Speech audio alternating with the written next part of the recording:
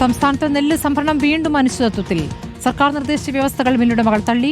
100 kilo സംഭരിക്കുമ്പോൾ നൽകേണ്ട അരിയുടെ അളവിലാണ് തർക്കം. ലക്ഷക്കണക്കിന് ടൺ നെല്ലാണ് പാടശേഖരത്തിൽ കെട്ടിക്കിടക്കുന്നത്.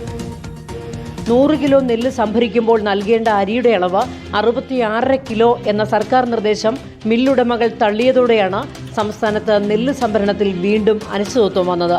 വിഷയത്തിൽ വീണ്ടും ചർച്ച നടത്താനാണ് ഭക്ഷ്യമന്ത്രിയുടെ നീക്കം. ഇക്കാര്യം ധനമന്ത്രിയുടെ ശ്രദ്ധയിൽപ്പെടുത്തിയിട്ടുണ്ട്. തുടർ ചർച്ചയുമായി മുന്നോട്ടു പോകുമെന്നും മന്ത്രി വ്യക്തമാക്കി. എന്തായാലും അത്തരം വിഷയം വളരെ അനുഭാവപൂർണ്ണമായിട്ടുള്ളൊരു നിലപാടാണ് ഗവൺമെൻറ് മില്ലുടമകളോട് സ്വീകരിച്ചത്. അത് കേരളത്തിലെ കൃഷിക്കാരെ അവരുമായി ബന്ധപ്പെട്ട പ്രയാസങ്ങൾ അകറ്റുവാൻ വേണ്ടിയാണ്. അതിനോട് സഹകരിക്കണമെന്നുള്ള അഭ്യർത്ഥനയാണ് എനിക്കുള്ളത്.